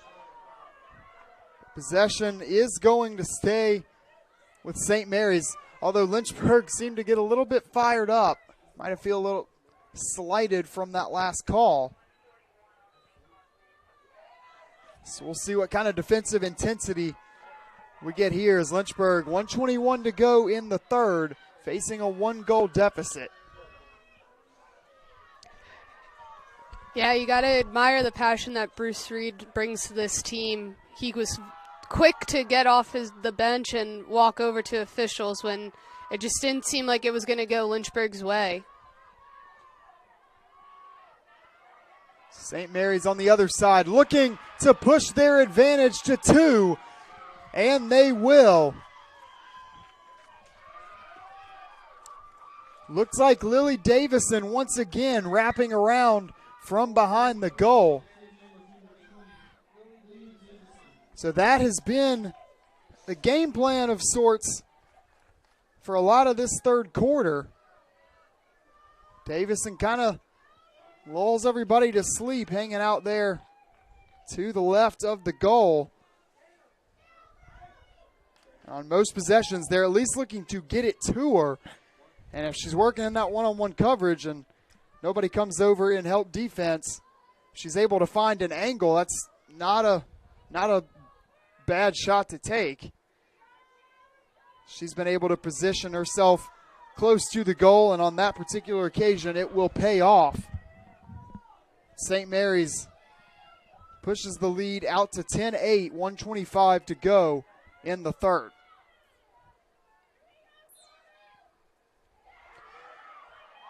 Neither team has flinched so far. Looked like Neely Morris was coming up to make a play on that draw. It's going to be taken instead by Davison. So a good couple of possessions for the senior attacker from Phoenix, Maryland.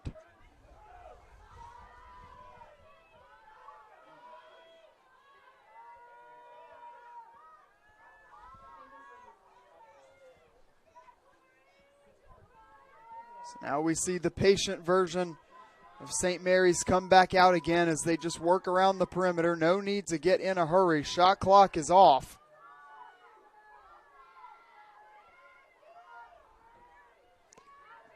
Now they'll set the offense in motion. Couple of pitches far away from the goal. Still taking their time.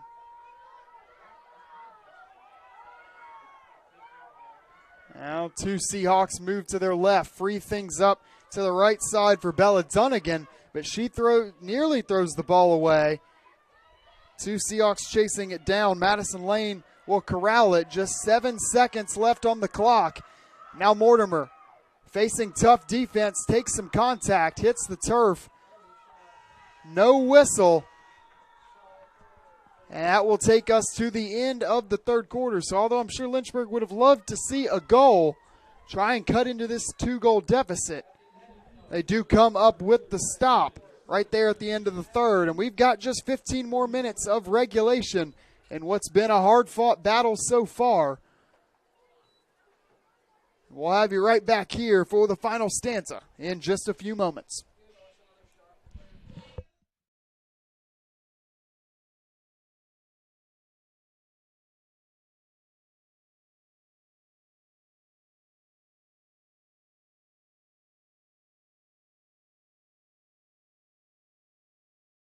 This video isn't about me. It's about the limitless possibilities that the University of Lynchburg allows me to be. An athlete, an artist, an adventurer, a writer, a believer, a human. Because what I love about the University of Lynchburg is that they have a saying, here we're home. And honestly though, I think a better fit would be a home for everyone. Because it doesn't matter the color of your skin, the person you love, the God you pray to, the pronouns you use, the city you're from, the language you speak. University of Lynchburg gives you the greatest opportunity they can for you to be the absolute best version of yourself.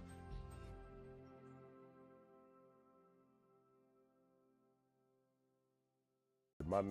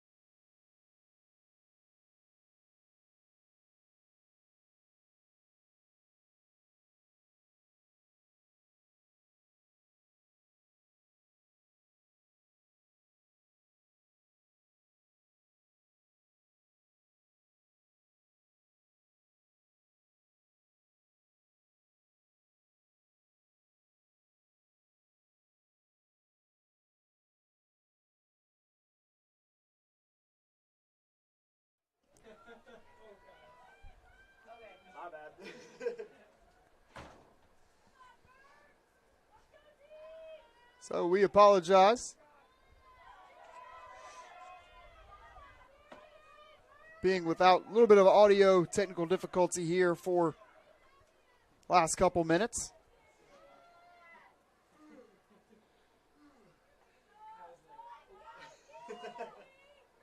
Look, we're just not going to talk about it, all right? But we're back now. Yeah, exactly. St. Mary's gets a high screen. Trying to look for a 4-goal game. Lynchburg thought for a moment it might have the opportunity to get out and run. Officials hopped that. Instead, free possession opportunity lining up for the Seahawks. Again, both teams struggling a little bit to capitalize on these perceived free opportunities, but St. Mary's makes me eat my words there as MC Mortimer comes away with the goal to push this one out 12-8.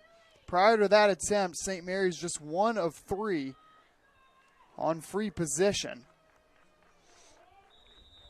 Now 2 of 4, and on the other side, Lynchburg just 1 of 4, and now Lynchburg will use one of its 2 timeouts. 8:32 to go in this 4th and final quarter. Hornets with their back to the wall. They trail 12-8.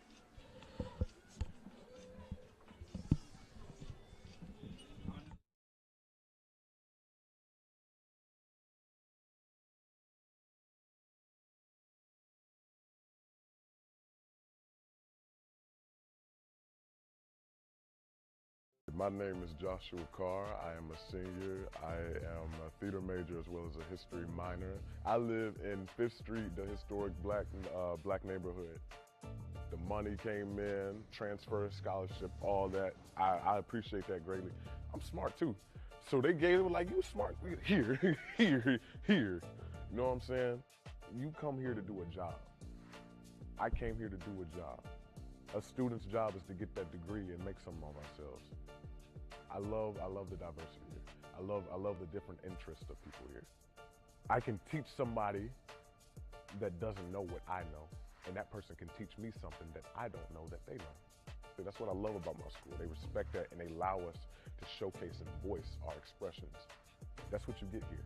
You get diversity. You get different people with different knowledge coming together, sharing information. My name.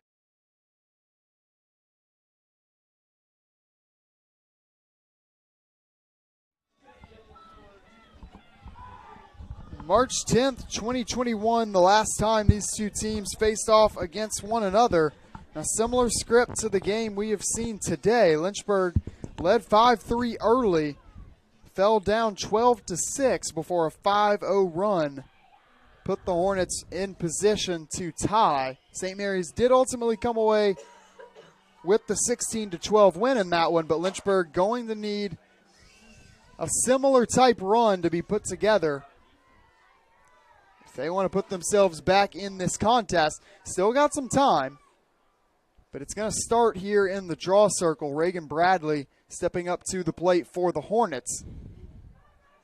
Lynchburg really needs to control an offensive possession here, first things first.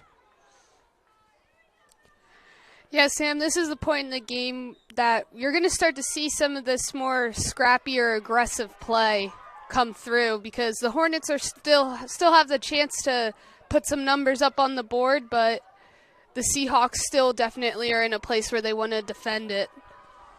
Bradley does win the draw there, immediately looks to push and score, takes the shot herself, so looking a little bit like the face-off get-off roll in the men's game there, although Bradley will stay on the field, has a goal earlier in this one.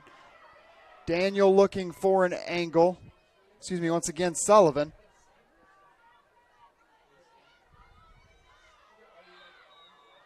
Contact. Leaves two ladies on the ground there. It's going to be Bradley for Lynchburg. Looks like Horton for St. Mary's, and it's going to earn a clean look at one here for Bradley. Bradley a little slow to get up there, and as we said earlier in the broadcast, coming back from a season-ending injury last year, so good to see her get back up on her feet pretty quickly and help the Hornets move ahead in the game. Daniel turned on the Jets there, working to her left. Her shot left just a little high.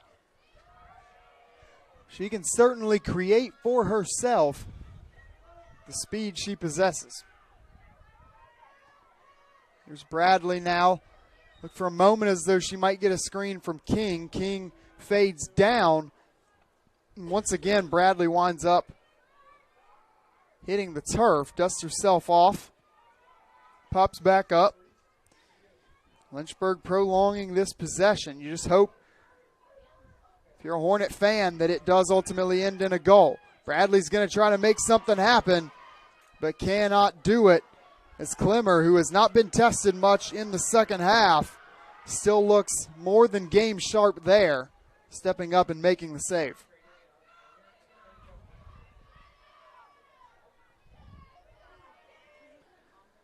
Lynchburg gets a couple opportunities, couple bites at the apple there. They all wind up missing the mark. And now absolutely no urgency and no need for St. Mary's. Now less than 7 minutes to go. They can deliver a critical blow if they find a goal on this possession. They swing to Betch. Looks like she might have taken a stick to the face. That's going to set up a nice opportunity for St. Mary's. Yeah, Sam, we're starting to see that scrappy play really start to happen, where we just saw Bradley on the other end take some free hits or free shots, and now we're seeing over here on this end with the Seahawks, and we have number 14 Betch taking a shot. And Betch will score.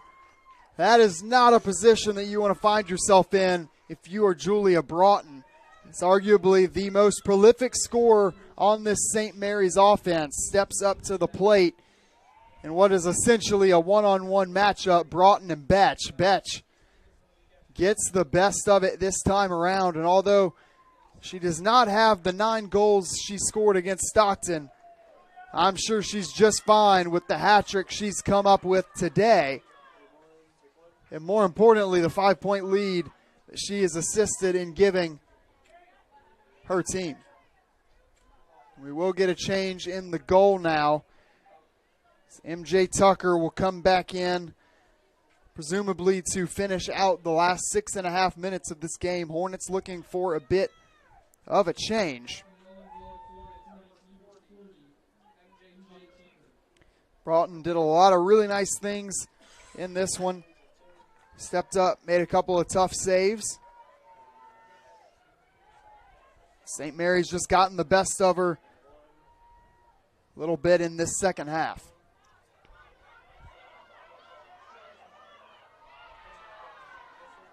So that bounce a little bit too high for the stick of Steinow. It's controlled by Dunnigan. And St. Mary's, and now time becoming a major factor for those hoping for a Lynchburg comeback.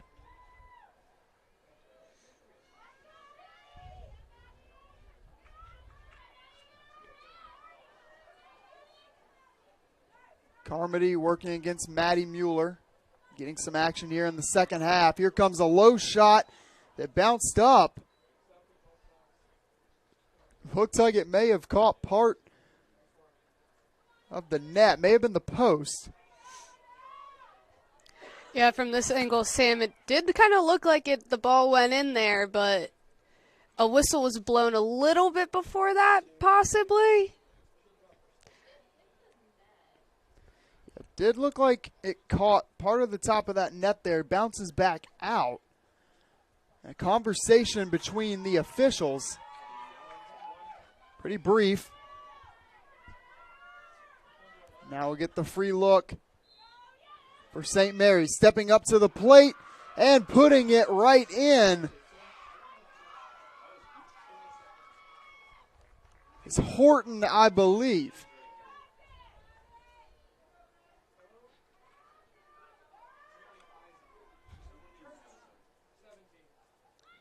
Check that. Goal credited to number 17, Madison Lane. It's the 5'9" sophomore out of Kingsville, Maryland. Has now pushed the St. Mary's lead out to 6. So Seahawks had to wait a little bit to come up with that goal, but they do eventually get it. And now the 6-point deficit and 5:40 left on the clock. It's do or die time for Lynchburg.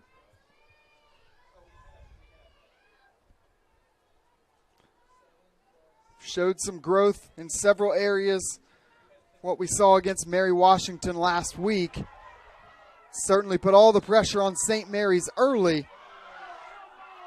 St. Mary's just a little older, a little more experienced. It's gotten the best of Lynchburg in the second half.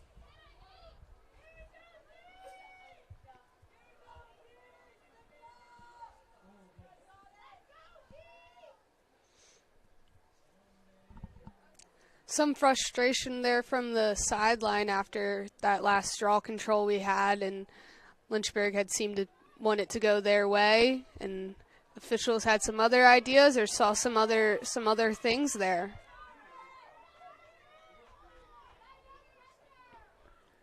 It's been a balanced attack offensively for a St. Mary's team that has now put the ball in the back of the net 14 times. They've responded well after being heavily tested on the road early on. You got to figure an experience such as this one helped them out a lot down the stretch as they still await a couple of really tough road contests. MJ Tucker steps up and makes the save there. Some excitement and life from the Lynchburg sideline. Looking at the schedule to come for St. Mary's, they've got, as we mentioned earlier, tough test at number 25, Roanoke, coming up on the road. They also travel to Dickinson, Colorado College, and Mary Washington. We got a collision near Lynchburg attacking goal.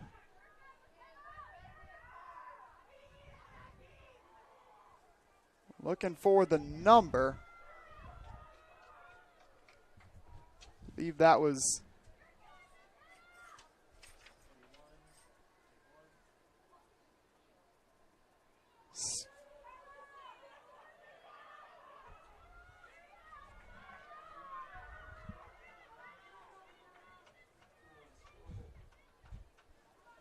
Steinow.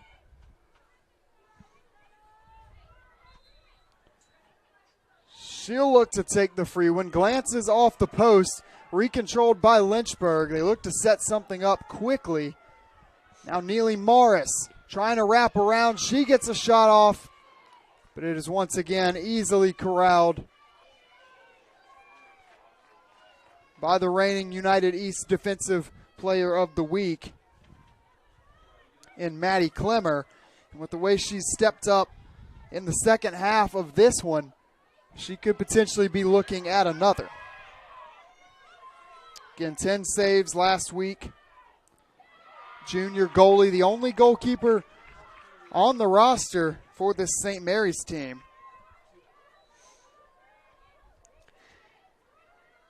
Does almost feel like you're running a risk with just, having the one goalie, but you've got somebody like Maddie Clemmer. As long as she stays healthy, doesn't seem like you have any need to worry.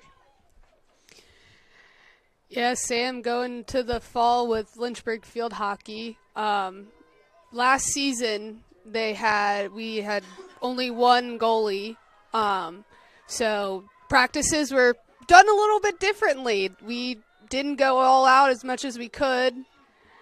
and, really preserved her for game day. So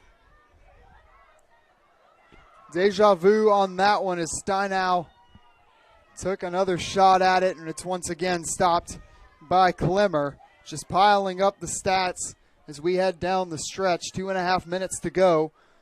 Seahawks and Hornets. St. Mary's trying to pick up back-to-back wins in the series.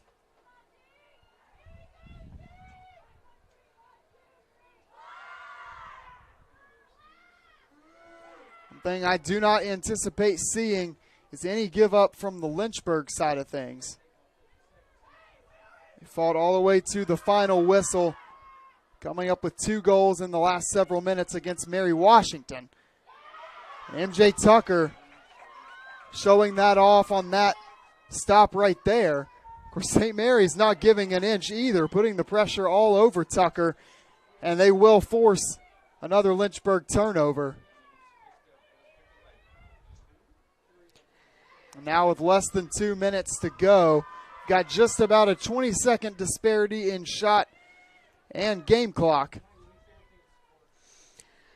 Yeah, we're really seeing the Seahawks. No rush here.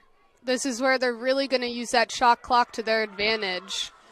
Davison with nobody between her and the net except MJ Tucker. A one-on-one opportunity. St. Mary's offense spreads things out, keeps the center of the field open, and Davison capitalizes yet again. Goal number 15 for St. Mary's as they cross that threshold for the second time in as many games early on this season. So barring a miracle on the Lynchburg side of things, St. Mary's is going to follow up their 13-6 undefeated conference campaign back in 2022 that ended in a trip to the second round of the NCAA tournament with a 2-0 start to 2023 and their first road win.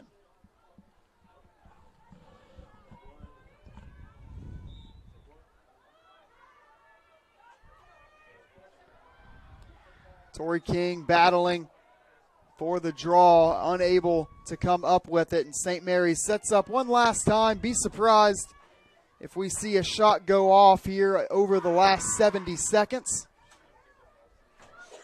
Allowing a Lynchburg forced turnover and fast break opportunity. St. Mary's, no need to be aggressive anymore as they respond to an early 4-0 deficit. It may make me eat my words. Looked at first as though Tucker made the save, but the celebration and the call go in the favor of Madison Lane.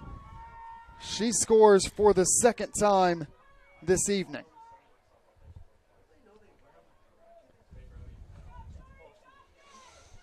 Yes, Sam, I think at this point both sides are really still giving 100%, although the Seahawks of St. Mary's have not been shooting as much as they were before. They're setting up plays. It's a little bit slower. They're still going out with 100%, and you're really seeing the Lynchburg defense really give a lot. That all they have left, emptying out the tank, leave it at 0 by the end of it. Yeah, definitely made me eat my words there. Looked at first as though they were going to once again patiently work the ball around, but they see, the defensive attack from Lynchburg there, continuing to put the pressure on. And once again, that middle of the attacking third clears out.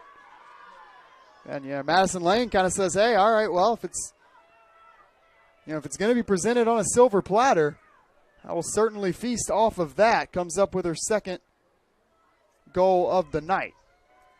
So St. Mary's team that got 31 shots up and scored 18 against Stockton goes on the road today in Lynchburg. Nearly clears the 40-shot mark. They will likely finish with 38. And 16 goals and make it one more save for Maddie Klemmer, who has racked them up in the final quarter of action. Clock hits 0. And St. Mary's has improved to 2-0 on the young 2023 season. And Lynchburg, despite a couple of early home opportunities, will fall to 0-2. Came out with a full head of steam today, built up that aforementioned 4-0 lead. St. Mary's fights back. We had a back-and-forth third quarter, but in the end, St. Mary's offensive attack proves to be just a little too much for the Hornets, and they will earn the 16-8 win. And before we finally step aside here, just closing thoughts and takeaways from Game 2 of the season for Lynchburg and St. Mary's. I'll throw it to you, Sydney.